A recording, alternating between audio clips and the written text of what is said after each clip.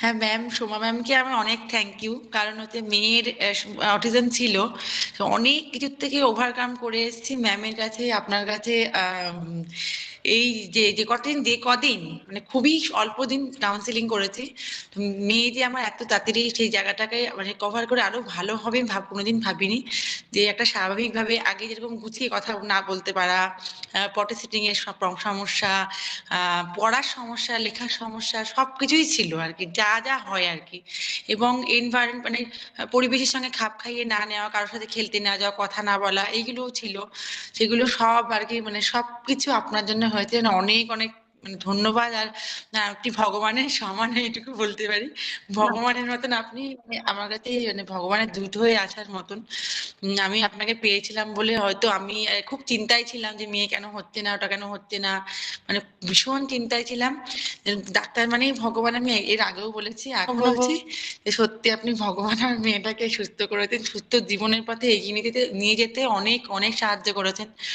এবং মানে যা করেছেন সেটা মানে ওইটুকু সময় যে এত ভালো হবে কোনোদিন ভাবিনি। মেয়ে মানে সঠিকভাবে কথা বলে, মানে অনেক কিছু, মানে অনেক চেঞ্জ। মানে জামা কাপড় পরা থেকে আমি সবকিছুই বলবো, মানে কোনটা বলবো না কোনটা বলবো বুঝতে পারছি না, সবই আছে। আরো হয়তো কিছু আছে যেগুলো ম্যাম আপনি যা যা বলেছেন সেগুলো যদি করতে থাকি কন্টিনিউয়াসলি, হয়তো সেগুলো আমি হয়ে যাবে হয়তো, আশা করি। তো আমি কোনোদিন ভাবিনি যে আমি তাড়াতাড়ি মেয়েটাকে এত তাড়াতাড়ি সুস্থ করতে পারবো। তো আপনার অনেক অশেষ অসীম কৃপা বলবো, ভগবানের সমান যখন বলেছি, অসীম কৃপা আমার আমার মেয়ের উপরে এবং আমার উপরে, যে মেয়েটাকে আমি একটু হলেও সুস্থ করতে পেরেছি। মানে যা ছিল তার থেকে অনেক, একটু নয় অনেকটাই, অনেকটাই। মানে আমি ভাবিনি, মানে খুব চিন্তায় ছিলাম ভীষণ। সবাই বলতো এই তোর মেয়ের সমস্যা আছে, দেখ না তুই ডাক্তারের সঙ্গে কথা বল, না দেখেছিস তো ওই গাড়ি আসছে দেখি ও দাঁড়িয়েই রয়েছে, ও যাচ্ছে না, দেখি সেই জিনিসগুলো ফলো কর, এই হাঁটছে কেমন একটা হচ্ছে ওটা ফলো কর, খেলছে না, এইটা তুই দেখছিস না কোনোদিন, মানে এরকম অনেকে বলেছে আর কি। হ্যাঁ, এই জিনিসগুলো পেয়েছি। আমার তো খুব টেনশনে থাকতাম, বাবা এগুলো হবে কি করব কি করব। আমি বুঝতাম যে অটিজম আছে বা এরকম কিছু একটা প্রবলেম আছে, কিন্তু সেটা কোথায় গেলে কি পাবো সেটা বুঝি না। অনেকের কাছে ফোন নাম্বার নিয়েছি, কিন্তু ডাক্তারের কাছে ফোন করতে পারে, এবং ফোন ঘাঁটতে ঘাঁটতে আপনার ওই এটা পেয়ে যায় আর কি। আমি সঙ্গে সঙ্গে আপনার কাছে ফোন ঘাঁটতে ঘাঁটতে অনেকেরই পেয়েছিলাম, কিন্তু আপনার নামটাই আমার মানে মনে হয়েছিল অ্যাপ্রোপ্রিয়েট, আমি ওখানেই করাবো। আমার সবাইকে ঠিক খুব একটা পছন্দ হয়নি, মানে আমি তার এইগুলো দেখতাম, ঠিক আমার ঠিক মনে হতো না, মানে আপনার সঙ্গে যেটা বলে কমফোর্ট ফিল করব আমি, এটা ভাবিনি যে অন্য কারোর সাথে করতে পারবো। যেহেতু মেয়েরা মেয়েদের কষ্টটা বোঝে, এটাও একটা কারণ হতে পারে। হ্যাঁ, মেয়েরা মেয়েদের কষ্টটা বোঝে, এবং সন্তানের ব্যাপারটা তো মেয়েরা ছাড়া কেউ বুঝবে বলে তো আমার মনে হয় না। ওই জন্য আপনাকে আমি মানে বেছে নিয়েছি, এবং আমি অনেক অনেক স্যাটিসফাইড ভীষণ, মানে আমার চোখ দিয়ে জল চলে আসার মতো আমি ভাবিনি।